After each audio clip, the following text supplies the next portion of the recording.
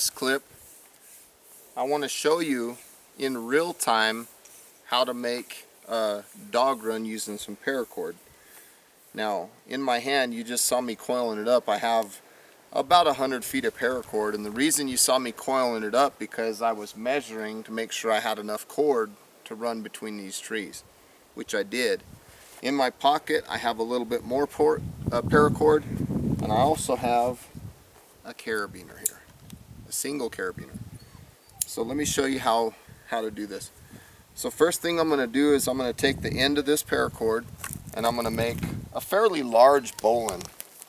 I want the bowline to be kind of large because I want to have the option to pass this whole bundle through this bowline. So I think this is probably large enough to fit because I'm going to pass this whole section through. So let me get up here up high, come around the first tree. Again, I want to make sure that the height is a little bit higher than I am tall. This paracord that I'm using today is Ultimate Survival Technologies, UST paracord. It has a good feel to it. It feels real strong and sturdy, but I'm having trouble with knots. This paracord seems to knot up a lot. So now I have the first part started, and I'm going to move towards my second tree, or my second anchor point.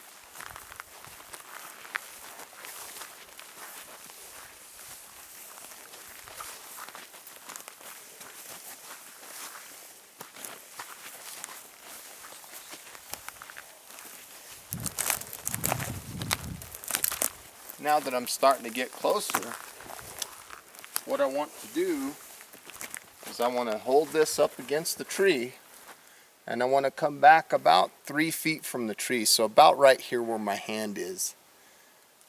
And I want to make a bowline knot right there. The reason I like the bowline is because this knot works very good when it's been under a load. It'll release pretty well. So you can tighten something really tight and the knot will still be fairly easy to undo. Now, as you might notice, I make my bowline a little different. I like my working end or my tag end to come out the outside instead of the inside of the loop. So from here, I'm going to run around this tree and I'm going to put a little tension on it, and I'm going to come back through my bowline and I'm going to start to tighten this thing up. Once I get it to the tightness that I want to bite these two to keep it from slipping and lay my cord over the whole setup so that I can reach through from your side and pull this against. Whoops. I don't want the tail to come through. I don't want the working end to come through. So again, let me do that again. I'm going to come through here and I'm just going to kind of pull just like this. And when I get this thing kind of close, I'm going to pull it and jerk it towards the bowline. Boom. See how that kind of locks everything? Everything is nice and solid. From here, I'm going to pull this back a little bit. And if you're worried about this slip knot coming undone, you can get like a stick from the ground or something. It doesn't have to be anything substantial. Just something to put in there. Then you can pull this tight against it. And that'll keep the cord, the knot, from coming undone. You can also use that kind of as a toggle to wrap your excess around if you don't have too much. So that works pretty good. Now let's talk about the dog and the carabiner. So what I want to do is obviously I want to take the carabiner and I want to put the carabiner up here on the line. From here I need to call my dog. Where is she? Come over here. There she is. Come here. Oh, there's my baby girl. You're a good girl, huh? So I want to take this excess cordage, and what I want to do, since I only have one carabiner, I want to make a bowline in this end, and it's basically going to be kind of a choker. So I have a standard bowline, then I'm going to pull it around itself so that I have kind of like a choker. Don't want it too tight. And then from here, I'm going to measure up to my carabiner, and I want to give her a little bit of leeway left and right, but not too much. So I'm looking down, and it's not tight, but it's not super loose.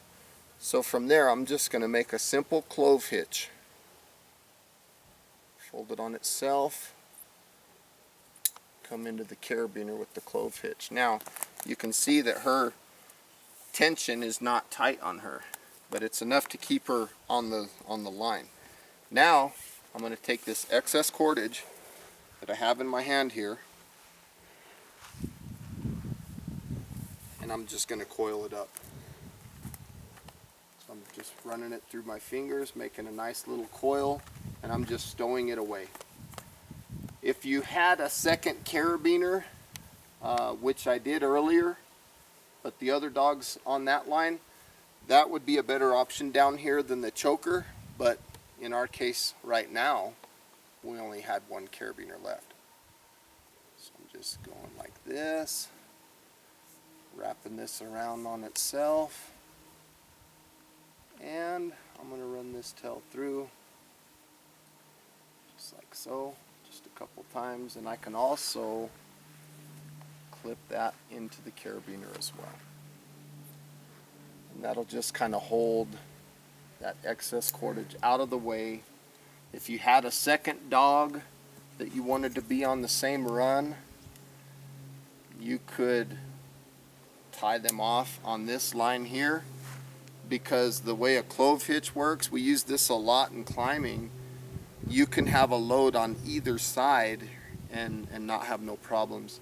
The downside to running two dogs on this same line here, though, is they can tangle on each other.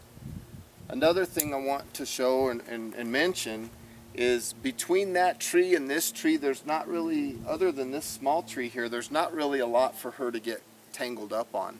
You might take a quick look. You see how it's pretty clear.